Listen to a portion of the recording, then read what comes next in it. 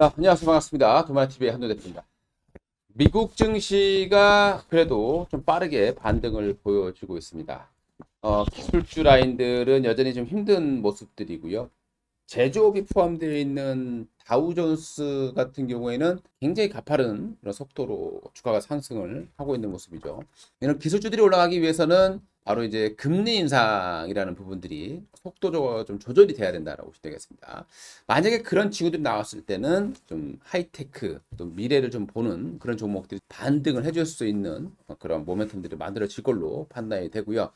만약에 다시 또 한번 물가 지수라던가 이런 것들이 또 금리 인상 속도를 빠르게 만드는 그런 현상이 나온다라면 역시 또 다시 하락이 나올 수밖에 없는 그런 섹터라고 보시면 될 것 같습니다.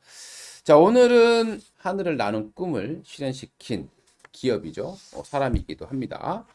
바로 UAM 세계 1위 기업이죠. 조비 에비에이션이라는 기업에 한번 대해서 알아보도록 하겠습니다. 제2의 테슬라다라고 불리는 그런 종목이기도 합니다.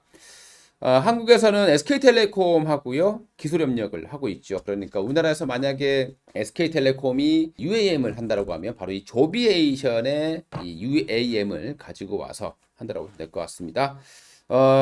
이 조비에이션 같은 경우는 2009년도에 조벤 비버트라는 사람에 의해서 설립이 됐어요. 그렇기 때문에 이 조벤 비버트의 애칭 바로 조비입니다. 우리나라에는 이제 조비라는 이름이 비료 기업이죠. 근데 여기는 이제 이 조벤 비버트라는 사람의 약자, 애칭으로 조비 에비에이션이다 이름을 사용을 했습니다. 에어택시에 대한 세계 1위의 기술을 보유하고 있고요. 앱을 통해서 승하차를 하는 기술이라고 보시면 될 것 같습니다. 우리나라 같은 경우도 2025년부터 바로 이 UAM을 일단 시작할 것으로 로드맵을 짜놓고 있는 그런 상황이 되겠습니다. 조벤 비버트라는 사람은 이제 이걸 만든 이유는요, 어린 시절부터 걸로 가는 것 같아요.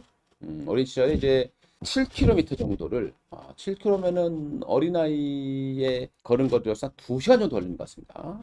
보복 이동을 통해서 학교를 다녔다고 합니다. 그렇기 때문에 이때부터 이제 에어플라이에 대한 상상을 했고, 그것을 현실화시키기 위해서 노력을 했던 로봇들이 좀 있는 것 같습니다. 1991년도에 이 사람이 이제 UC 대학교의 산업공학을 전공을 했습니다. 요때 당시에 이제 폴 몰러라는 교수를 만나게 되는데 이 폴 몰러라는 교수 역시도 스카이카라는 거에 일생을 전념한 그랬던 사람으로 알려졌고요. 그래서 여기에서 영감을 많이 받았다라고 해야 되겠습니다.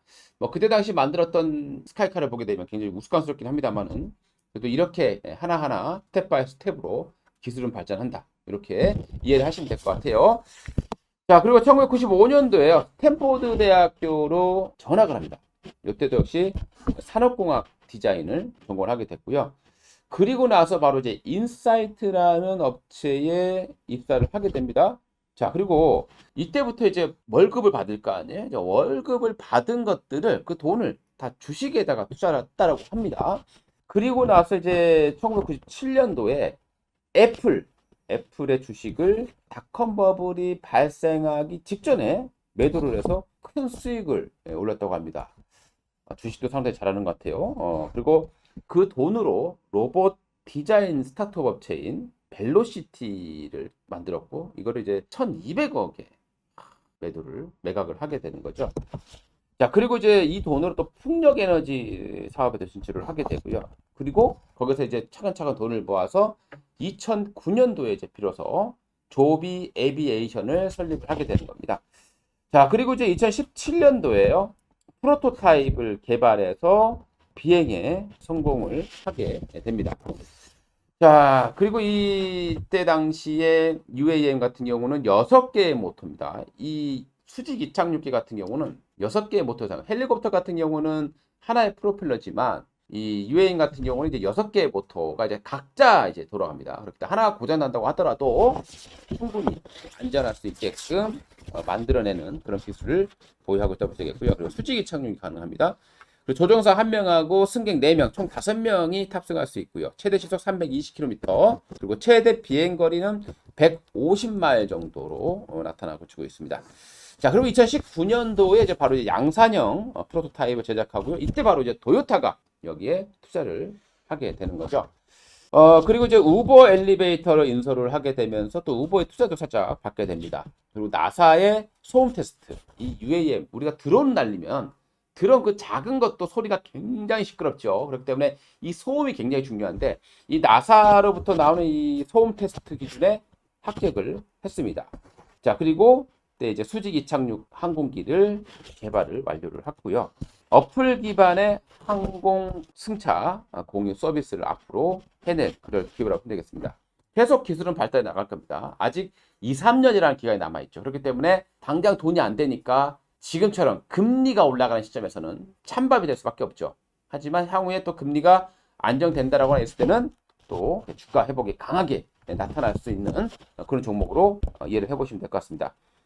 자, 에어택시 요 업체 같은 경우 이제 미국 연방에요.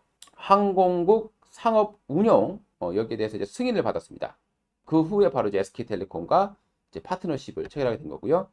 최근에 이제 세계 1위의 항공사가 있습니다. 바로 델타 항공이죠.